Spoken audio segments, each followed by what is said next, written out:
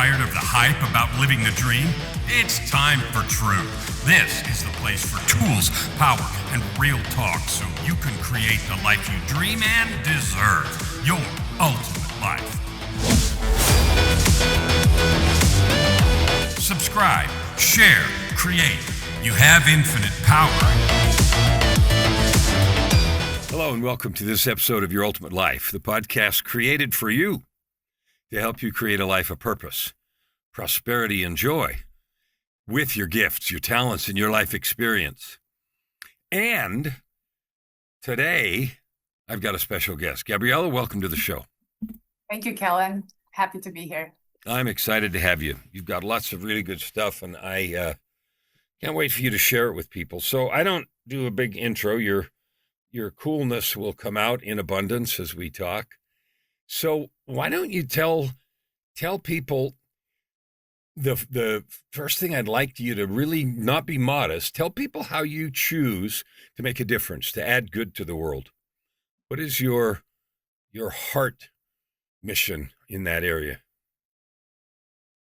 I choose to show people how to stay or how to become in a state of harmony by leading through actions. So I've been my own guinea pig over the last 8 to 9 years or so, where I've tried any and all holistic methodology, psychology, neurolinguistic programming, coaching, mentoring, all the tools that I could get my hands on and that I had the opportunity to test out and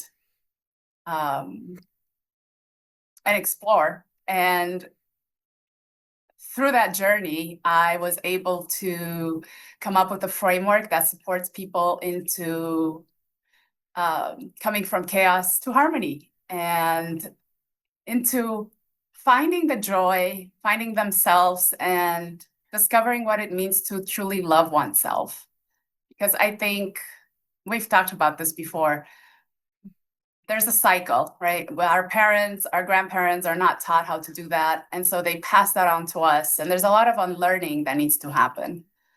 And I've been doing that unlearning for quite some time. And I'm not saying that it's easy. However, if you break it down one step at a time, you'd be surprised of what you can create. So. Why do you suppose... there's more to say on that, and you'll get a chance to say more about it. Why do you suppose we have a world where grandparents pass stuff to parents, pass to us, and the stuff that gets passed on isn't all bad, but 85%. There's a few good things, but it seems like when we look back, or at least the things that stick with us, are these negative things and negative beliefs and programming. Like, how did we do that? Well, I think, not necessarily the government, but government organizations and also corporations, they're great at marketing and programming. And it's easy to fall into believing what they're selling and to give into that productivity mindset, that productivity needs to be at the top of the list and that you need to produce, do, and not so much be in a state of alignment, take time, take rest for yourself, so then you can create something from your heart, create something that you're passionate about and that fills up your life. Do you think, so at least one of the big things is I'm going to just call it greed, but the emphasis on extracting the most possible value from each person.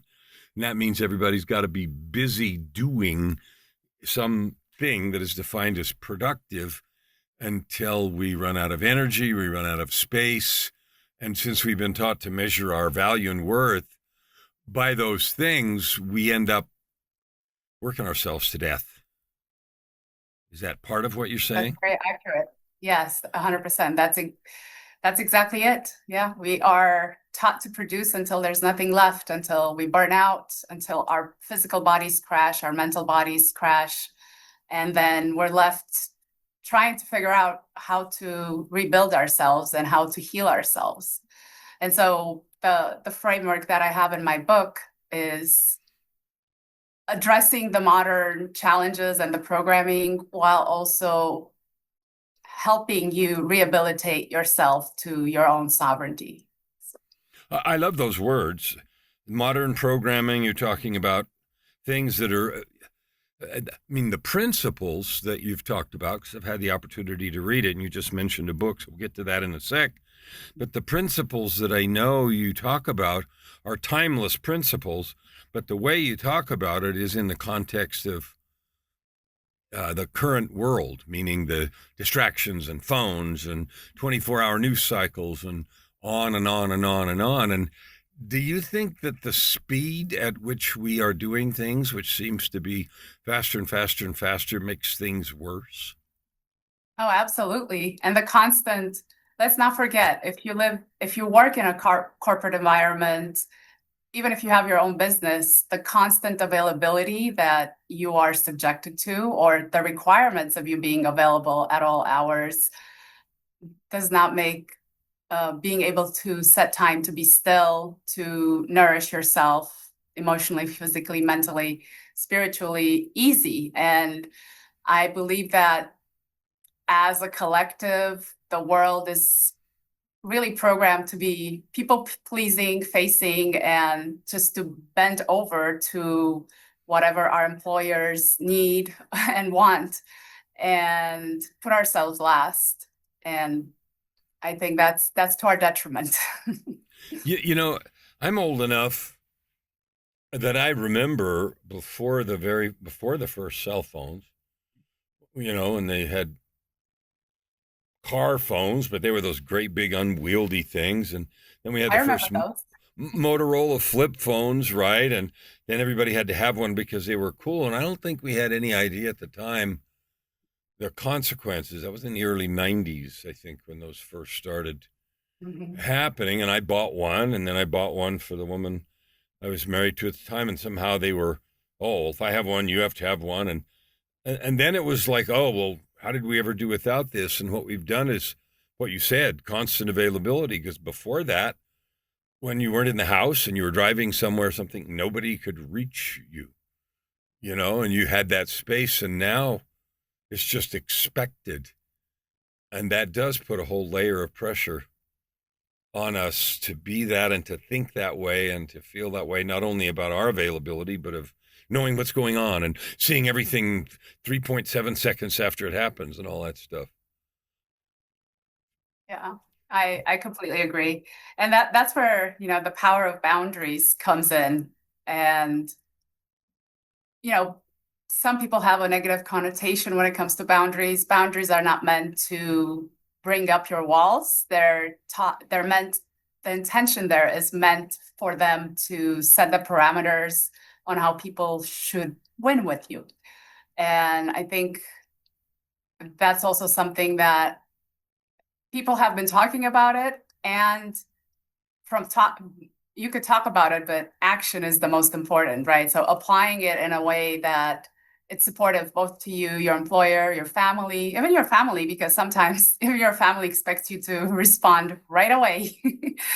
And if 5 minutes have passed, they're like, why haven't you responded?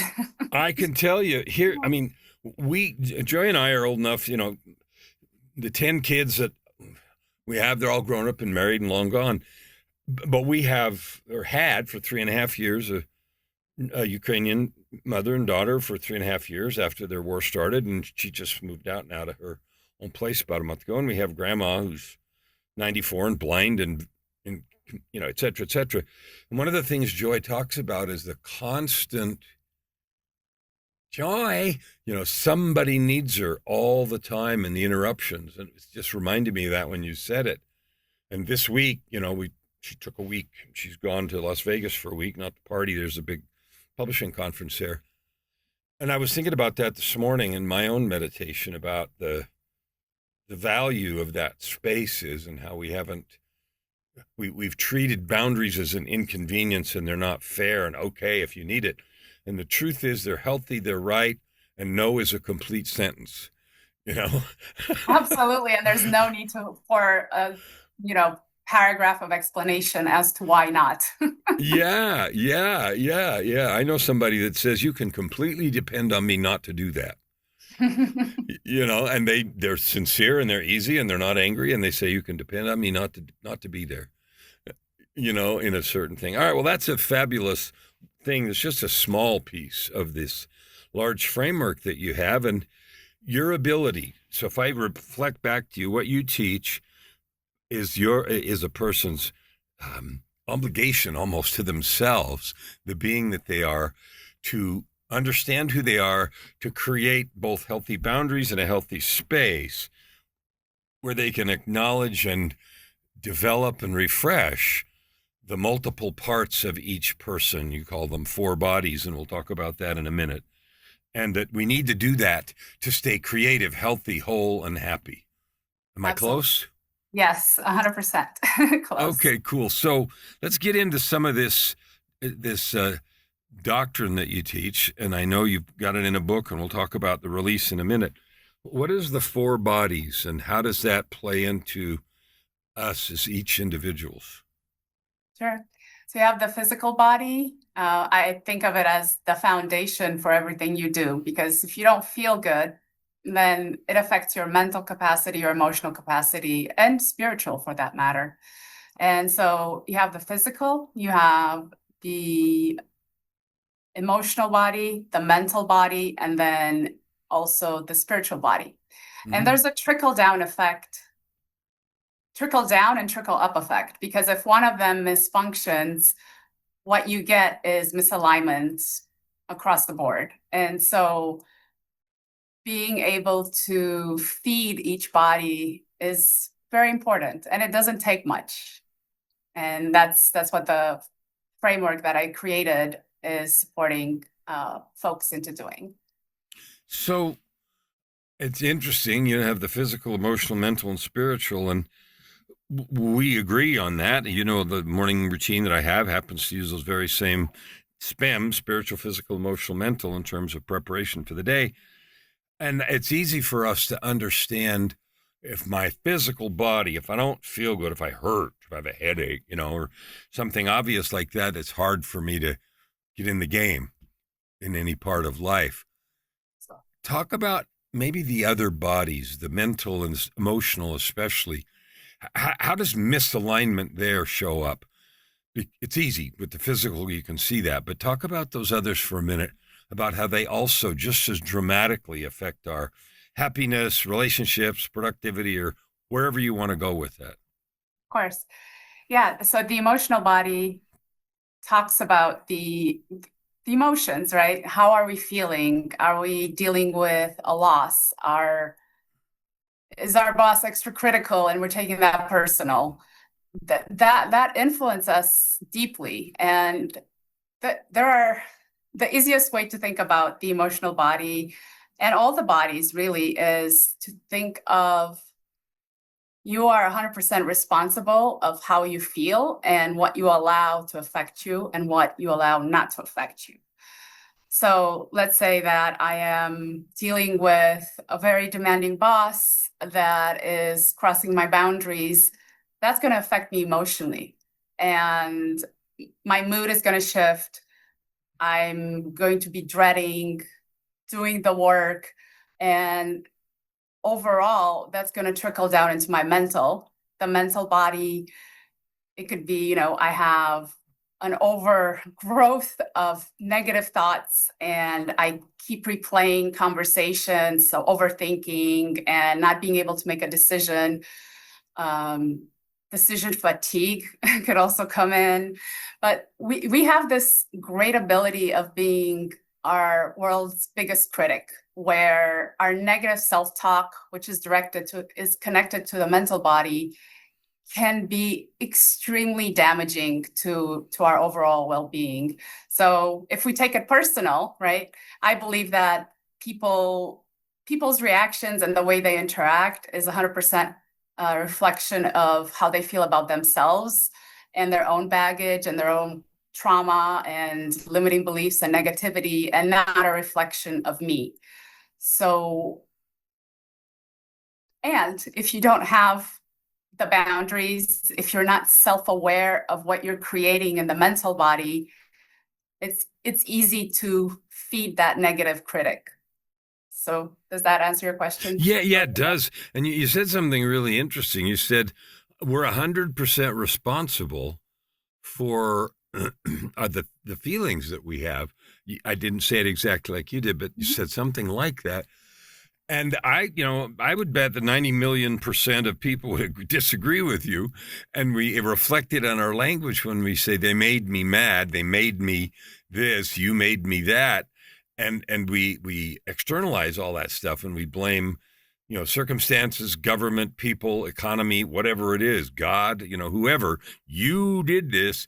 And therefore I'm off the hook for how I feel, And I want to talk a little bit more about that because that is not a truth. I believe you and I accept that, but it's certainly not a truth that is widely held. And even if people say it, they don't mean it. In other words, they don't own that truth in how they react. So talk about that a little bit, about how widespread that externalization is and how damaging. It's incredibly damaging because as a trauma survivor and just, I was so angry for so long, right? And the way that I was looking at the world was the world is doing this to me. That person like cut me off. This person abused me, whatever. So what that did was I basically gave all my power away externally and I became the victim. And, the funny thing is the universe responds to your emotions. It responds to your energetic frequency. And so, of course, what I got in return was more circumstances and instances where I was being a victim and I was experiencing all these negative stories and events. Once I took my power away and I decided that I get to create my universe and the way I live and who I let into my space, my life changed. And that's what I want for my readers and the people that I work with to fully grasp and understand, because we are 100% in charge of our life. We are the architects of our life.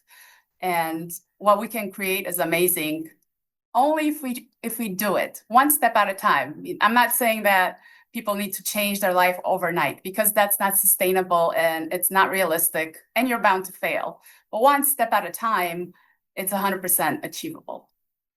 What's fun about that is we have these Harry Potter movies and those kinds of things where the idea is somehow there's this instantaneous ability to time turner or manufacture something. And we live in a download and double click world where somehow we think that everything should be solvable in the length of a TV sitcom or something like that, right?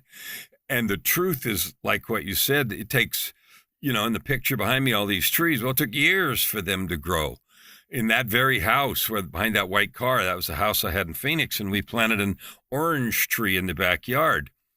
And of course, the orange trees don't produce fruit the first year. And if I had gotten mad at the tree and said, stupid tree, and ripped it out, then the second and third year, all those other years, I wouldn't have had the great fruit. And it was a beautiful tree and gave us really good fruit.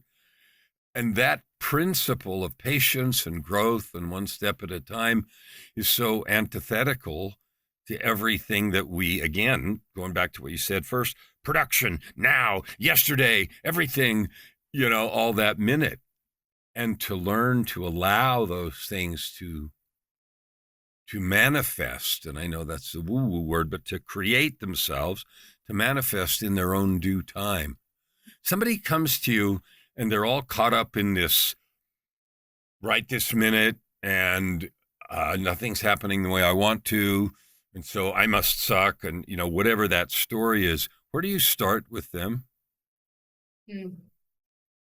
I ask them to ground, to take a few deep breaths and just come back into their body, because it's so easy to live in the mental. We as a Western civilization, we're great we are pros at living in the mental body. And there's three other bodies that you get to work with and collaborate with to bring you into harmony.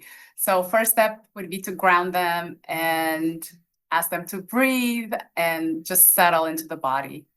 Then I would ask them to empty out. That's a term that coaches use, where you keep asking the person, what else is the problem? What else is the problem?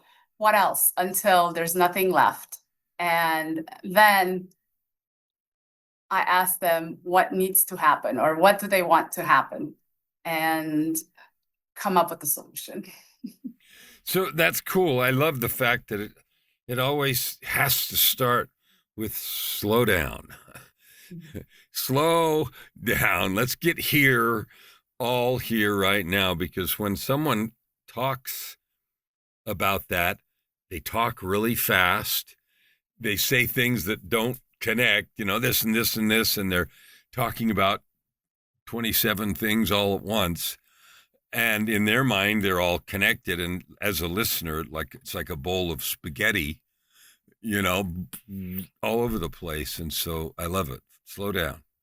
And the grounding piece I know is specific. I was reading some stuff. I saw a Facebook ad about some frequency machine, and it was talking about all these different frequencies. You could buy this machine for $100 or something. I don't know. But one of them was about the frequency of the earth and the grounding and all that kind of thing that you're talking about. So let's get to this book that you've recently written. Tell us about what it is and why you decided to write it. It's called From Chaos to Harmony, Reclaim Your Sovereignty from Self-Betrayal to Wholeness. Why I wrote it is because I see way too many women, immigrant, American, just women across the world from all sorts of backgrounds, put themselves last and prioritize everyone else's health, well-being ahead of their own. And they're the cornerstone of their communities, their families. They set the tone. They're the container for their group, for their tribe. And if they're suffering, then the community is suffering. And there is a trickle-down effect. And I think that by helping them harmonize and balance and get through and get rid of all those negative stories and limiting beliefs that they keep replaying in their mind, that they're not enough, that it's too late for them, they're too broken. There's nothing that could help them. There is. And all I'm asking for them is to try it out, to listen, and then to come with a fresh perspective, an open mind.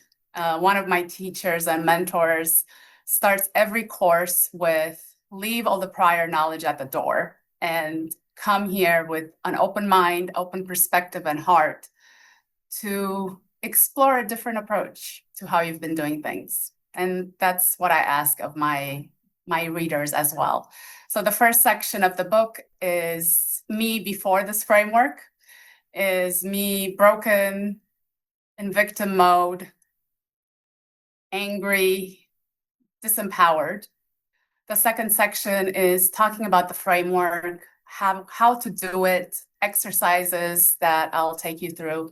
And then the third section talks about success stories of clients I've worked with and more reinforcements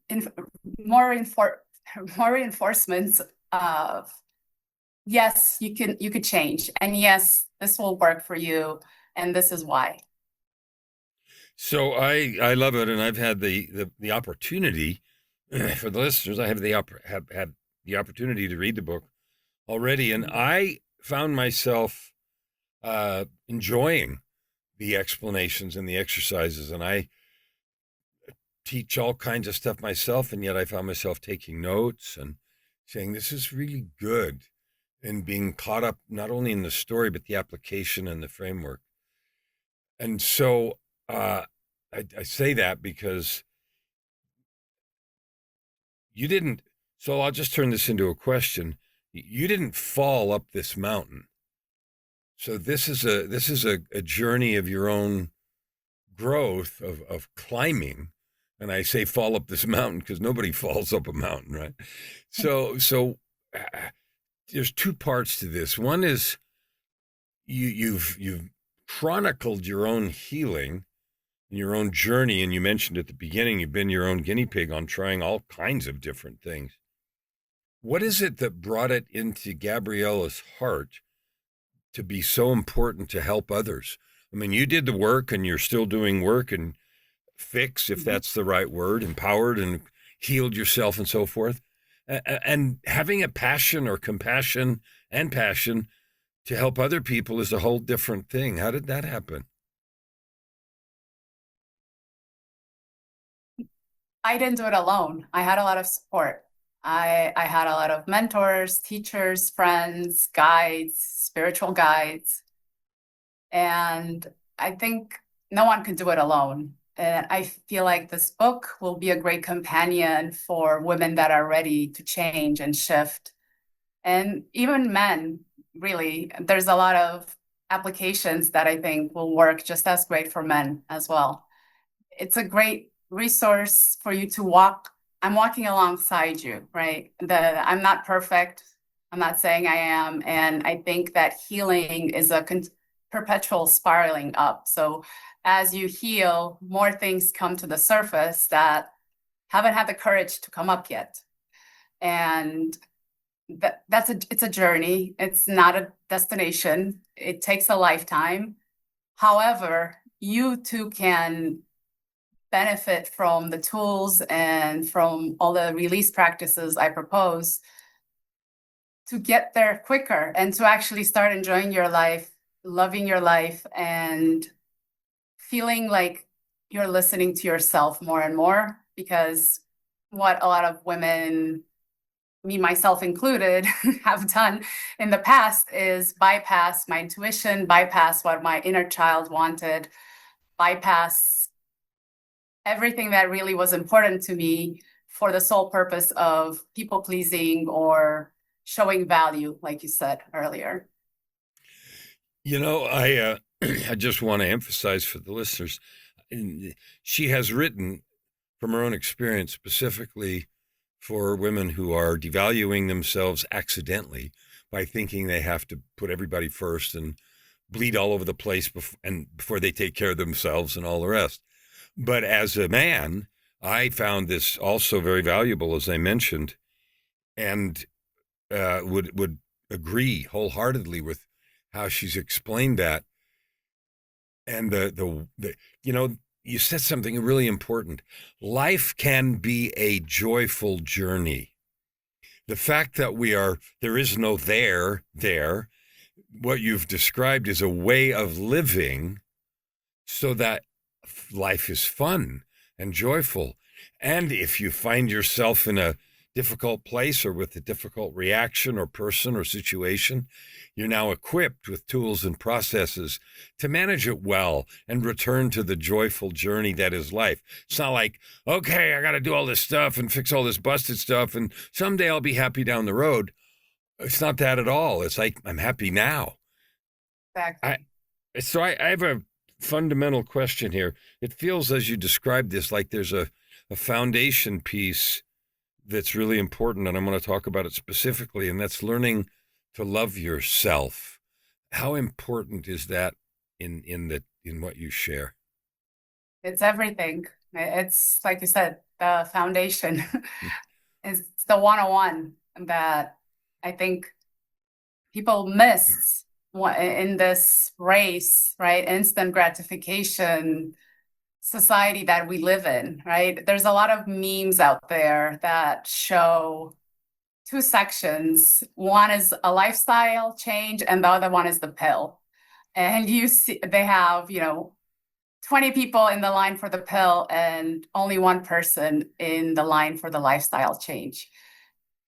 And unfortunately, the pill is a placebo effect. It's a band-aid. It doesn't really help you. So like if you're just using, let's say you're using a frequency machine, because I do use a frequency machine to support my holistic healing. Mhm. It in itself, if you're just using that machine and you're eating crap, you're drinking, you're just constantly in a negative environment, you're not going to get long-lasting results. It may help you feel a little bit better, but long term, you're still going to be in the same place. So by making sure that you're looking at all those four bodies and really taking ownership of your life, because no one else will do it for you. You're the creator. So Isn't that wonderful? Yeah, and I say wonderful because it doesn't matter what you think is wrong with your life.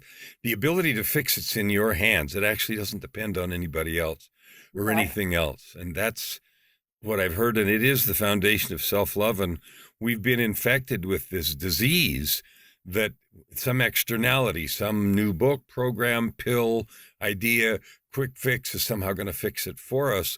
And the truth is, nobody's coming, right? Oh, no one's coming to save you. No, nobody's coming. You're the one that has the power to save yourself. So over your right shoulder, there's this beautiful picture, and I recognize it because I've seen your book. But I want you to walk us through your framework in any way that you think is, to whatever depth you want to talk about what you have learned, what you practice yourself, and what you now share with others. Of course. So step number one is the source connection. And that deals with the spiritual body. I believe that, especially for people that are dealing with trauma right now, that they're either looking to step away or they're in the process of stepping away. Having a connection with God, source, whatever you want to call it, the earth, Mother Gaia, she's her own living organism that supports our day and our life every moment. Whichever that works for you, it's incredibly nourishing and supportive to be able to have that connection. And for me, it started early on in my life. I was going to church. I was in an Greek Eastern Orthodox church community. And that in itself traumatized me. It traumatized me because there was this rule and underlying messaging around it that God is all punishing and that you have to follow all these rules. And if you don't, you're going to hell. And I didn't like that. It was a God that I feared. And so for a long time, I stepped away from religion and spirituality. And I just said, no, thank you. I'm not interested. And then, as I started my own development, I discovered energy work, Reiki. That was my gateway for me. And it was so loving and nourishing to be able to have that connection, because my connection with my mom and my relationship with my mom at that time was not great. And that was of my own doing. And I was kind of alone, right? And so by being able to connect with Source and Archangel Michael and all these amazing spiritual teachers, it was incredibly supportive. And so when I say I didn't do it alone, I didn't do it alone, because I had that support spiritually, but then also with physical people like mentors and teachers. And I think if you can find something that resonates with you, then you could connect to and call on for help or support, the journey will be much, much easier. So that's the source connection.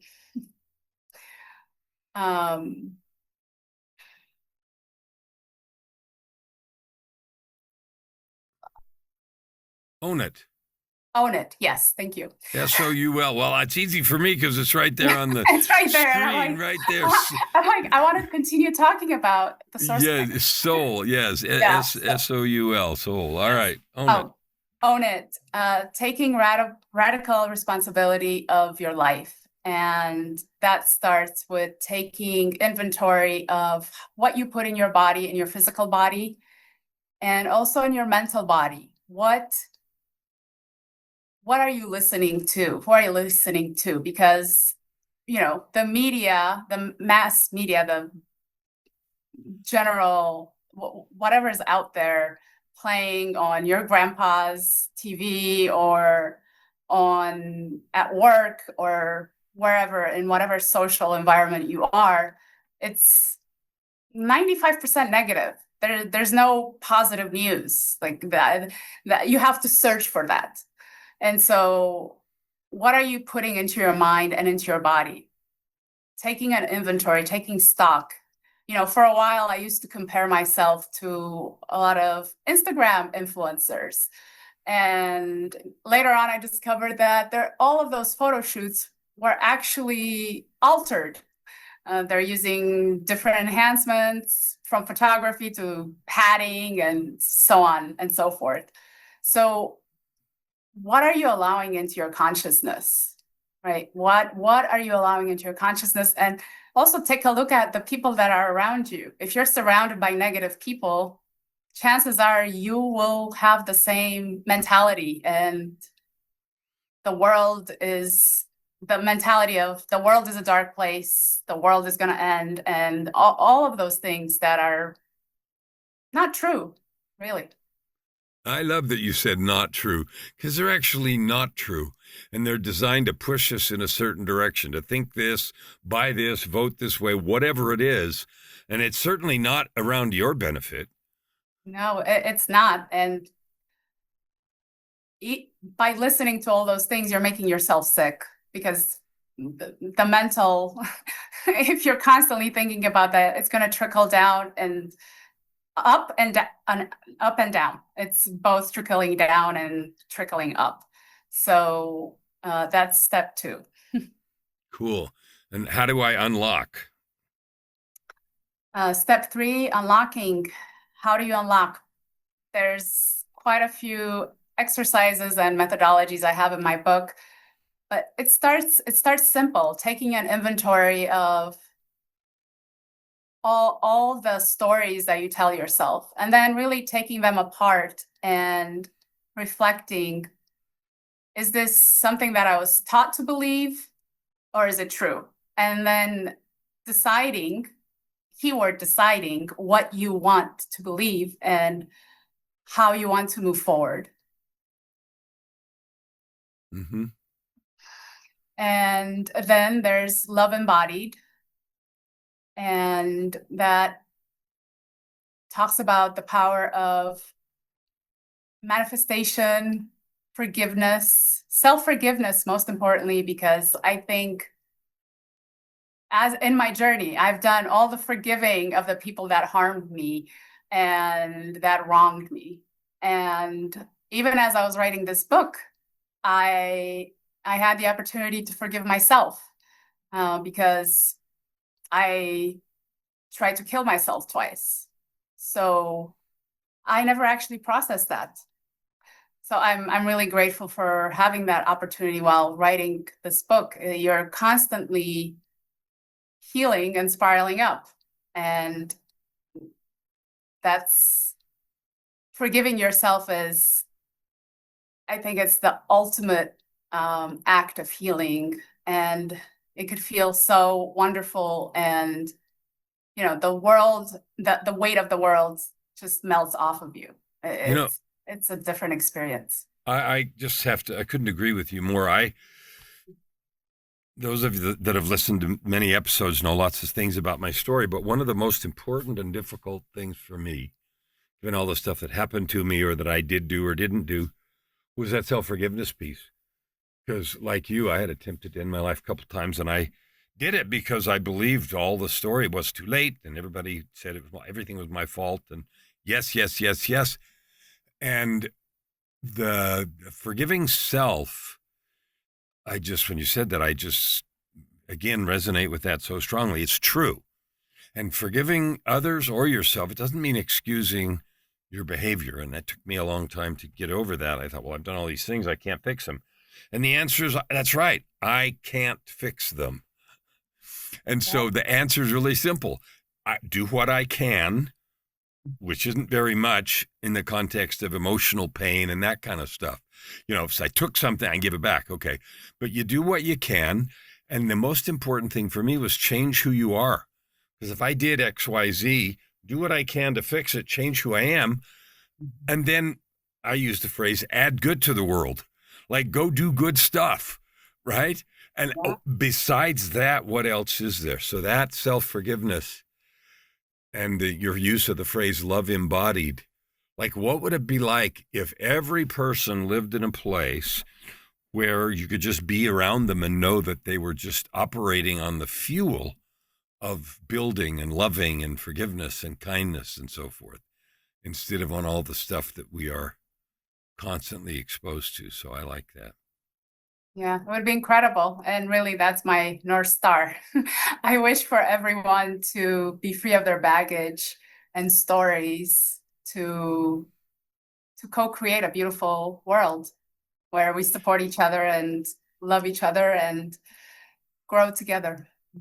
And we all say that kind of gooey woo-woo stuff, but the truth is it's not impossible. And the only way to get there is to one at a time. Like, I can't fix anybody else. I can only do me. And I can encourage somebody else, and you have by writing this book and creating these programs. And that's all we can do is be the example and then share and encourage. So tell everybody where they can find more about you. Where's the place if they've heard this and they want to know, when the book's out, which is shortly, and when the programs are out, and how to find out more about you and what you do and what you offer, how can people do that? Yeah, so my website is phoenixmedicine.me, and if you click on the soul path, then you could find all the information that you need right there at your fingertips. Phoenixmedicine.me.